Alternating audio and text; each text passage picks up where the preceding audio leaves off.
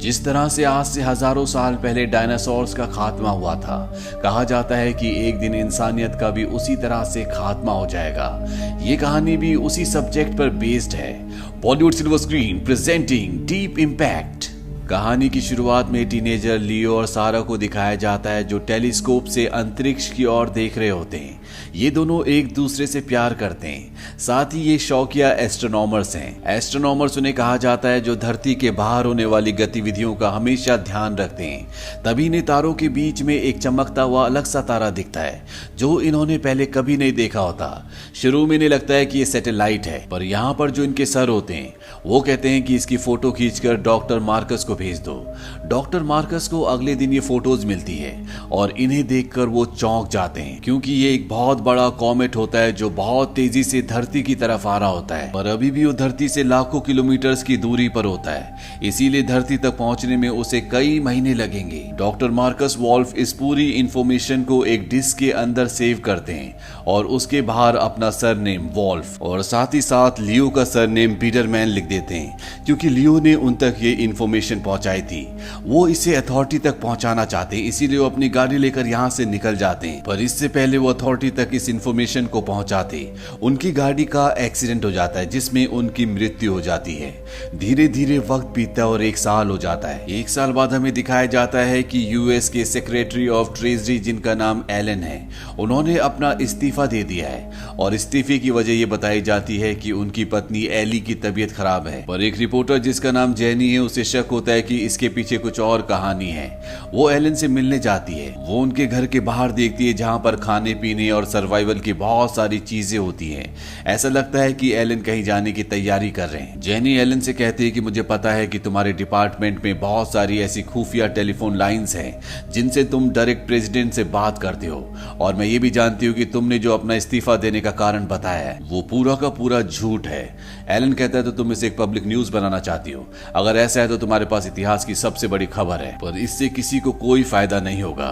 इतना कहकर वो चला जाता है। जेनी जब अपने घर की तरफ जा रही होती है, तभी उसके चारों तरफ कई सारी गाड़ियां आती हैं। ये एफबीआई के एजेंट्स होते हैं जो जेनी को अपने साथ पकड़ कर ले जाते हैं। उसके पास प्रेसिडेंट आते हैं और प्रेसिडेंट उसे कहते हैं कि जो भी तुम्हें पता है उस न्यूज को तुम फ्लैश मत करना। बदले में 2 दिन बाद जो व्हाइट हाउस में प्रेस कॉन्फ्रेंस होगी, वहां पर तुम्हें सेकंड रो में सीट दी जाएगी, जो किसी भी रिपोर्टर के लिए एक बहुत बड़ी बात है। जेनी बात मान जाती है, पर घर आकर वो एली की सच्चाई जानने की कोशिश करती है और उसे पता चलता है कि सेक्रेटरी ऑफ ट्रेजरी एलन ने इस्तीफे के दौरान जो अपनी पत्नी का नाम बताया था, एली, दरअसल वो ELLIE नहीं बल्कि ELE है, जिसका नाम है एक्सटिंक्शन लेवल इवेंट। ये वो इवेंट था जिससे धरती पर पूरी तरह से डायनासोर्स खत्म हो गए थे और अब शायद एक बार फिर से ऐसा ही कुछ होने वाला है। 2 दिन बाद जेनी व्हाइट हाउस में प्रेसिडेंट की प्रेस कॉन्फ्रेंस में जाती है, जहां पर प्रेसिडेंट बताते हैं कि हमारी धरती पर अक्सर मीटियोर और रॉक्स गिरते रहते हैं, जिनका साइज एक कार के बराबर या फिर हमारे हाथ के बराबर होता है। पर जो कॉमेट अब धरती की तरफ आ रहा है वो माउंट एवरेस्ट से भी बड़ा है। इसका वजन है 500 मिलियन टन्स और अगर ये धरती से टकरा गया तो धरती पूरी तरह से खत्म हो जाएगी। पिछले 8 महीनों से रशिया और अमेरिका इस दुनिया का सबसे बड़ा स्पेस स्टेशन बना रहा है, जो कि अंतरिक्ष में बन रहा है। 2 महीने बाद धरती से उस स्पेस स्टेशन पर एक टीम जाएगी जो उस कॉमेट को धरती पर आने से रोकने की कोशिश करेगी। प्रेसिडेंट यहाँ पर डॉक्टर मार्कस वॉल्फ और साथ ही साथ लियो बिडरमैन का नाम भी लेते हैं। वो कहते हैं कि सबसे पहले इन दोनों ने इस कॉमेट को देखा था, पर एक कार एक्सीडेंट में इन दोनों की मृत्यु हो गई। हालांकि लियो बिडरमैन अभी भी जिंदा होता है, जिसके बारे में किसी को कुछ नहीं पता।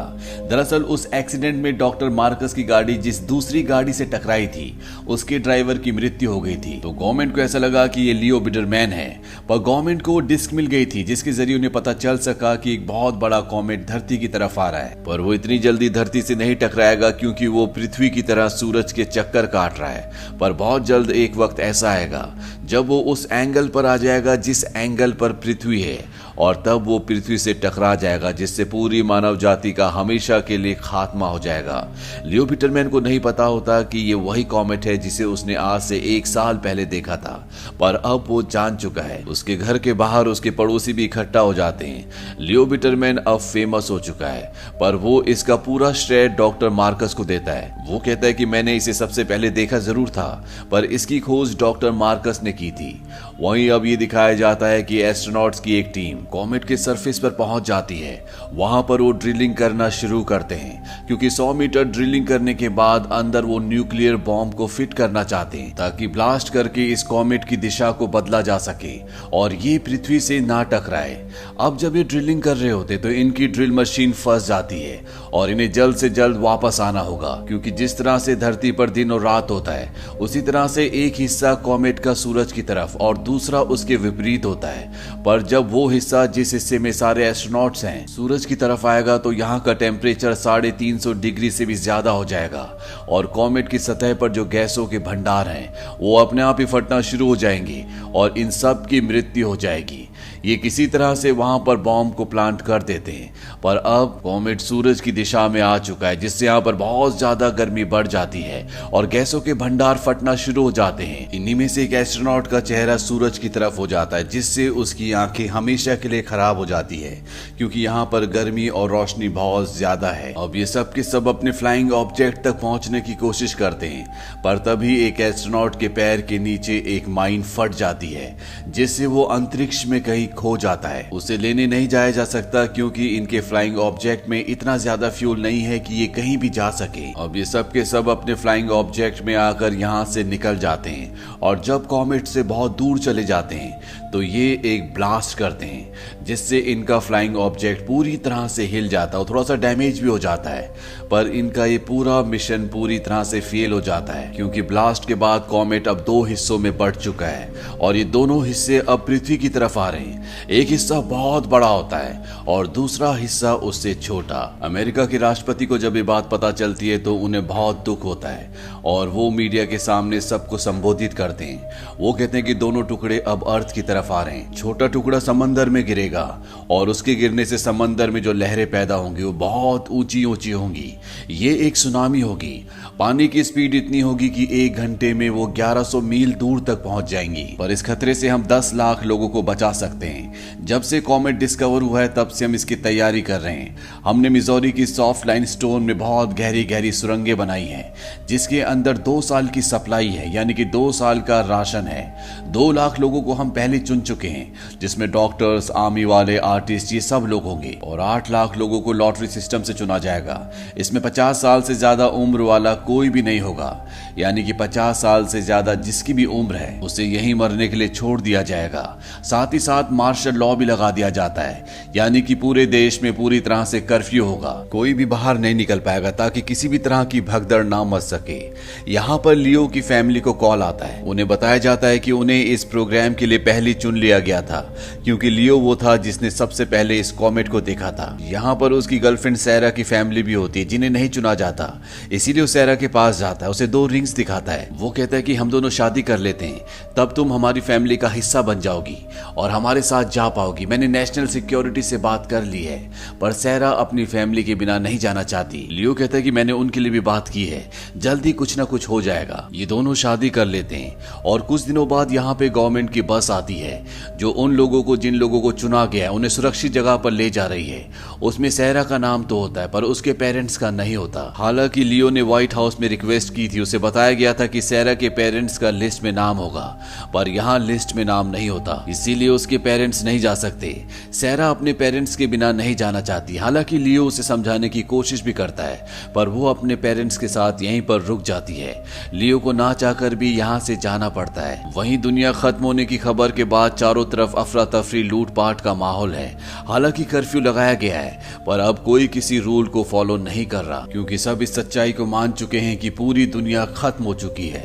लियो अपनी फैमिली के साथ उस जगह तक पहुंच जाता है जहां पर उन्हें अगले 2 साल तक रहना पड़ेगा पर लियो अपनी फैमिली के साथ जाने से मना कर देता है। वो कहता है कि मैं सैरा को लेने जा रहा हूं और जल्दी वापस लौटूंगा। ये कहकर वो वहां से निकल जाता है। अब केवल 12 घंटे बचे जब पहला कॉमेट यानी कि छोटा वाला कॉमेट धरती से टकराएगा। वो बताते हैं कि इससे इतनी ऊंची ऊंची लहरें पैदा होंगी जो धरती के एक बहुत बड़े हिस्से को पूरी तरह से जलाशय कर देंगी। इसके ठीक 3 घंटे बाद बड़ा वाला कॉमेट कनाडा में कहीं टकराएगा और इससे इतना बड़ा धमाका होगा कि पूरी धरती धूल से भर जाएगी। 2 सालों तक ये पूरा वातावरण ऐसी रहेगा, तब तक इस धरती पर रहने वाली हर एक चीज पूरी तरह से विलुप्त हो जाएगी। सिर्फ वही लोग बचेंगे जो केव्स के अंदर होंगे, पर उन्हें वहां पर 2 सालों तक रहना पड़ेगा। वहीं अंतरिक्ष में उस स्पेसशिप को दिखाया जाता है जो कॉमेट पर न्यूक्लियर बॉम्ब ब्लास्ट करके वापस आ रहा होता है, जिनकी वजह से कॉमेट के 2 टुकड़े हो गए। यहाँ पर वो प्लान बनाते हैं कि वो अर्थ पर वापस ना जाकर उस तरफ जाएंगे जहां पर कॉमेट का बड़ा टुकड़ा है, क्योंकि अभी भी इनके पास 4 बड़ी बड़ी न्यूक्लियर मिसाइल्स हैं और इनकी कैलकुलेशन के हिसाब से अगर ये चारों ब्लास्ट वहां पर करते हैं तो उस बहुत बड़े कॉमेट के बहुत छोटे छोटे टुकड़े हो जाएंगे, जिससे धरती को कोई भी नुकसान नहीं होगा। पर अगर ये वहां पर जाते हैं तो ये कभी वापस नहीं आ पाएंगे, क्योंकि इनका फ्यूल पूरी तरह से खत्म हो जाएगा। पर ये अपनी जान देने के लिए तैयार है, इसीलिए अपना स्पेसशिप लेकर बड़े वाले कॉमेट की तरफ निकल पड़ते हैं। वहीं धरती पर ही दिखाया जाता है कि लियो घर पहुंच चुका है, पर वहां पर सैरा नहीं होती। वो अपनी फैमिली के साथ जा चुकी है। वो अपनी बाइक से सैरा को ढूंढना शुरू कर देता है। सड़कों पर चारों तरफ ट्रैफिक होता है, लोग अपने घरों से जा रहे हैं, पर किसी को नहीं पता कि वो कहां जा रहे हैं, क्योंकि कोई भी इस दुनिया में जगह अब सुरक्षित नहीं बची। लियो सैरा को ढूंढ लेता है और इस बार सैरा के पेरेंट्स उसे लियो के साथ भेजने के लिए मना लेते हैं। वो उसे कहते हैं कि तुम अपने छोटे भाई को भी ले जाओ। सैरा लियो को अपने भाई के साथ लेकर वहां से निकल जाती है। वहीं न्यूज रिपोर्टर जेनी को दिखाया जाता है, जिसके लिए हेलीकॉप्टर आ चुका है, क्योंकि उसका नाम भी उस लिस्ट में होता है। पर वो अपनी जगह अपनी दोस्त और उसके छोटे भाई को हेलीकॉप्टर में बिठा देती है और खुद अपने डैड से मिलने के लिए चली जाती है, जिनसे वो कई सालों से नाराज थी। पर अब उसने अपनी जिंदगी के आखिरी पलों में अपने पिता से सारे गिले शिकवे मिटा लिए हैं। वो अपने पिता के गले से लग जाती है और तभी आसमान में दिखाया जाता है कि छोटा कॉमेट धरती तक पहुंच चुका है। वो आग की तरह जलता हुआ समंदर की ओर बढ़ रहा होता है और जब वो समंदर में गिरता है तो एक बहुत बड़ा ब्लास्ट होता है, जिससे बहुत ऊंची ऊंची लहरें पैदा होती है। जेनी जो समंदर के किनारे अपने पिता के साथ खड़ी होती है, वो उन लहरों में हमेशा के लिए समा जाती है। यहाँ पर शहर के शहर पूरी तरह से तबाह हो जाते हैं। लियो सैरा और उसके भाई को लेकर एक ऊंची पहाड़ी की तरफ जा रहा होता है, जहाँ पर उनके साथ और भी बहुत सारे लोग होते हैं।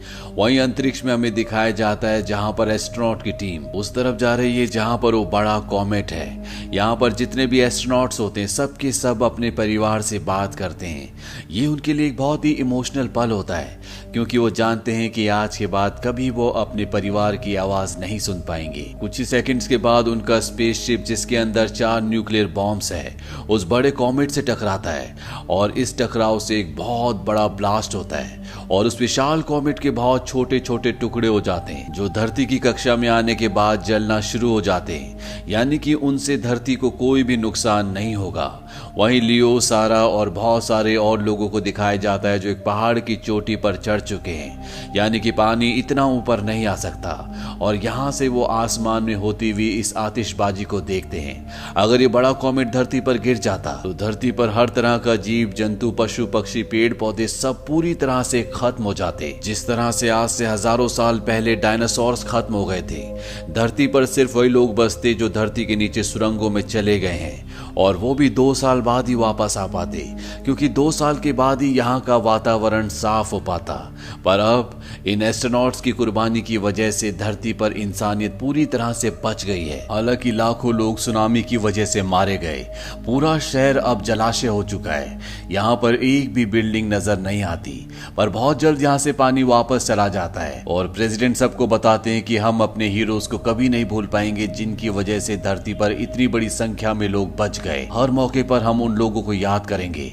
हमारे शहर पूरी तरह से तबाह हो चुके हैं, पर हम उन्हें दोबारा बसा लेंगे और अपने बच्चों को अपने हीरोज की, जिन्होंने अपनी कुर्बानी दी है, उनकी गाथाएं सुनाएंगे और इस तरह से धरती का अंत होने से बच जाता है। तो ये थी पूरी कहानी डीप इम्पैक्ट की। ये साइंस फिक्शन मूवी ईयर 1998 में रिलीज हुई थी। IMDb पर इसकी रेटिंग है 6.2। इस मूवी का बजट था $80 मिलियन और बॉक्स ऑफिस पर इसने कमाई की थी $349.5 मिलियन की।